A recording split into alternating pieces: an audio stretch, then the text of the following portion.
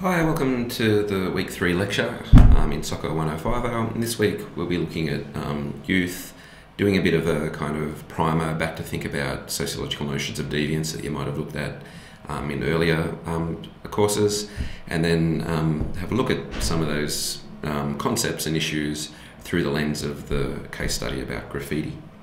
So today we kind of move beyond kind of conceptual understandings of youth, I suppose, and move to more specific case study stuff. So in the course being about youth crime and health, over the next couple of weeks I'm going to give some case studies that bring together some of the concepts we've looked at so far, some of the concepts about crime and deviance as well from the criminology side of the course and from Crim 1010.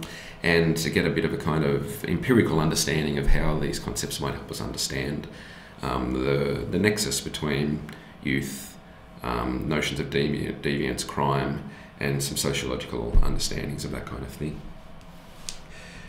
So in the first lecture section, I'm going to briefly go over some sociological concepts, in particular to think about crime and deviance and get us to kind of in some ways make the normal look strange when it comes to the idea of deviance. So there's two, I suppose, core sociological ways of thinking about this. Now I'm coming here from particularly a critical perspective. Certainly that deviance is relevant to time and place, and secondly that deviance lies in the eye of the beholder. So in broad terms here, deviance isn't necessarily something that's illegal, and depending on the context, deviant can be something that's more seen as antisocial behaviour. So wearing the wrong clothing or wearing no clothing in a particular time or place can be seen as deviant, but it doesn't necessarily mean it might be illegal in that situation. And even things like, people that smell bad or pick their nose or something can be seen as deviant. So those things aren't illegal. So deviance here means a kind of distancing from what the norms are of society. And often there's really kind of deep moral and ethical values intrinsic in those things, hierarchies that relate to notions of, power and class and race and gender and things like that. When it comes to thinking about deviance as relative to time and place, we can think about how these things change over time. So you can see something like smoking as being kind of increasingly made illegal. It's becoming more and more deviant, can do in less and less places.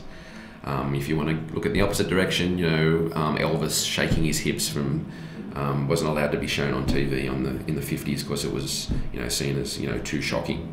The Beatles with like little moppy haircuts were seen as kind of being not dressed properly and not having the right haircuts and not being conservative and all that kind of thing. Today when you see a Beatles documentary, it all looks very innocent compared to much pop culture today. So, changes over time and place. We can point to some easy examples of that. And in terms of lies in the eye of the beholder, this kind of, again, tends to start thinking about notions of deviance as a kind of power relationship. That one person's deviance is another person's normality. And we'll look into some kind of notions of that in a minute. So Howard Becker, I think, is particularly interesting to think about this stuff. And he talks about how deviance isn't necessarily about the act itself. It's rather the consequence of the application of rules and the sanctions that are attached to that to label someone as an offender. There's kind of strong hierarchical things going on here. So deviance, or being a deviant, is one who the label has been applied successfully. Deviant behaviour is behaviour that people so label. So Becker wants us to draw our attention here to the very social construction of deviance. That according to this more relational understanding of it, that we really do need to think about how deviance is relative to time and place. So the obvious example here is you would think that killing someone is always a deviant act, but it's obviously not. If some governments continue to have the death penalty, killing someone in a war is seen as legitimate. So again, the very kind of almost, the highest crime you can commit in some places is actually, legitimate. So in terms of the deviant act there, killing someone, we can see how the kind of construction of, when it's legitimate or not, reflects kind of, power and hierarchies and things like that. So there's an array of sociological theories of crime and deviance, and I think you would have come across these before, particularly if you've done Crim 1010 in first semester. There's the voluntaristic stuff, and this tends to be more conservative understandings where everyone has a rational choice, and if you break the law, everyone knows the law, you're doing the wrong thing. And the criticism of that is they tend to, again, leave out power relationships, inequality and stuff like that. They treat everyone as a kind of almost kind of cyborg, kind of rational decision-making machine, and we know that people don't really act like that. There's theories of social integration, and Durkheim's work on suicide is a good example of this, where he kind of shows like a deviant act, defined as deviant, something like suicide. Depending on the various social environments, there's more or less chances of suicides happening. And he points to, times of high uncertainty, social uncertainty in particular, is a time when that will happen.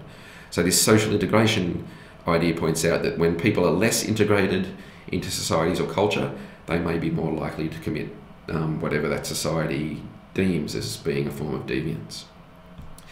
There's the Chicago school that started to talk about subculture, and you might have also heard about the Birmingham school notion of subculture as well, that the Birmingham school were very influenced by the Chicago school. They start talking about how, again, there's people in different societies and cultures that experience the norms of society as being very alienating, that kind of push them out of being able to participate in society legitimately. They have things like status frustration. Structural inequality can lead to people kind of then taking part in what they call delinquent subcultures. And this means that within those subcultures, behaviour that can kind of considered deviant in the mainstream becomes a kind of form of conformity within the subculture. And this sees people associate with people like them more and more, and that kind of creates a self-fulfilling prophecy that they become and practice those kind of deviant things. So again, Becker's probably the most prominent antecedent of that Chicago school point of view, this interactionist idea where we need to understand, rather than focusing on the person when it comes to thinking about crime and deviance, thinking about how the very relationship between normal and abnormal is constructed, thinking about like who benefits from the construction of those rules. So broadly speaking, the kind of more critical sociological analysis of crime and deviance tends to want to think about how social and cultural factors become ingredients for people being more likely to be, deemed as a deviant, to commit deviant acts or participate in crime. Here we move away from more individual blame for this kind of stuff. So we think about the situational factors, that kind of subcultural peer group thing, structural opportunities, whether people can actually have the actual ability or the opportunity to participate in things like education and employment legitimately, or whether the structural factors largely marginalise people out of those opportunities, and cultural factors, and we can think here about the way that kind of gender norms and things like that construct various forms of deviance. So here we think about kind of notions how there might be strain, a kind of symbolic violence between structural opportunities and cultural expectations. So it's important here to think that like notions of how to fix this, rather than kind of having kind of zero tolerance and putting more people in jail or having focusing on the individual, this kind of critical perspective tends to think about how changing the structures of society will kind of lead to lessening these social problems. So reducing levels of uncertainty and insecurity, increasing access to things like education, employment and stuff like that. Well, the argument here that if there's less structural strain, there'll be more opportunity and less need for the kind of forms of discipline and social control and punishment. So in this sense, crime and deviance lies in the structures of institution. These are the things that cause crime and deviance, rather than individuals being immoral or unethical or evil or whatever. So labelling theory is a particularly, I think, interesting and good way to think about that. Becker talks about how the ways that if we think about notions of deviance and shift away attention from actual people's behaviour, and think about the ways that the ability to label some people as deviant or normal can actually benefit, more conservative, more privileged, more propertied members of society. Again, we can think back here to the old aphorism that, property is 9/10 of the law. The understanding here is much of the law is there to protect those with property that own the stuff, that have the power, and then the law then reflects their interests. It's a particularly kind of Marxian way of thinking about it. Labelling theory also has some kind of resonances with Foucault's notions of discipline and knowledge, and here experts are the ones that get to define what's normal, what's abnormal, what's healthy and what's sick, what's cool and what's uncool, what's moral and what's immoral, and that kind of thing. And so I'll bring back those ideas when we think about, in the third section today, about young people and risk and the different ways that experts have influence on their lives. So labelling theory and the notion of thinking about deviance a little bit more relationally highlights in many ways that most of us commit deviant acts, and we do it quite regularly. So whether that is kind of, being particularly unhygienic sometimes, or running a red light, or speeding, even people drink drive, or take drugs or whatever. There's a kind of huge percentage of society that do that stuff.